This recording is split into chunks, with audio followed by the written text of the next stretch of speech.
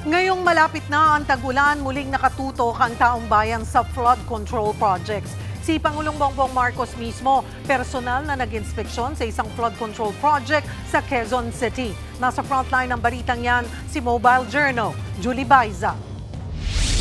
Mababa at bahain ang bahaging ito ng G. Araneta Avenue sa Quezon City. Kaya ngayong nagbabadya na naman ng mga pag-ulan, nag-inspeksyon na si Pangulong Bongbong Marcos sa drainage improvement project dito. Historically, pagka masyadong malakas ang ulan o kahit na may ulan, basta may ulan lang, baha agad dito eh.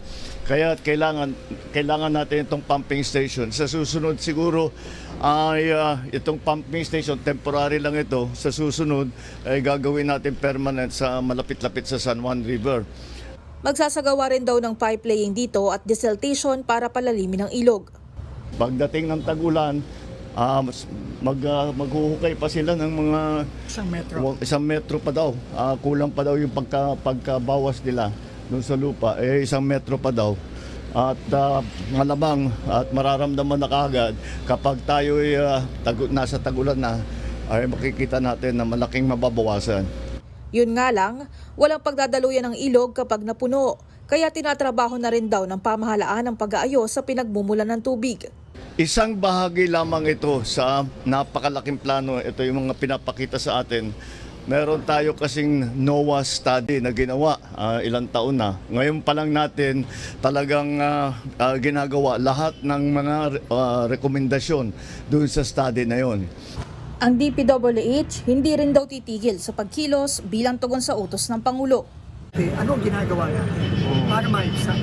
Hindi natin maieliminate ang baha, lalo na kapag nag-undoy type event tayo. Talagang magbabaha. Pero kahit pa paano, kailangan meron tayong gagawin at yun ang utos ng Pangulo. Lahat ng pwedeng gawin sa tulong ng LGU, sa tulong ng mga eksperto natin, gagawin natin. Tuloy-tuloy ang trabaho ng Pangulo sa harap ng mga patuloy na nag-ahaka-haka sa kanyang kalusugan.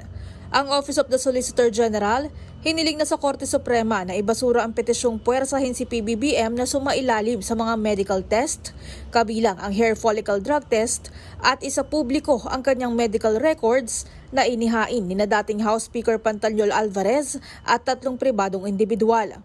Ayon sa OSG, labag ito sa doktrina ng presidential immunity at wala naman daw pruweba ang petitioners na napinsala sila ng lagay ng kalusugan ng Pangulo. Pag-uusapan pa ng SC Anbang kung ano ang magiging tugon sa hiling ng OSG. Nagbabalita mula sa Frontline, Mobile Journal Julie Baiza, News 5.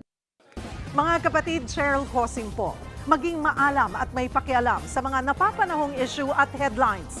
Mag-follow at mag-subscribe na sa social media pages ng News 5.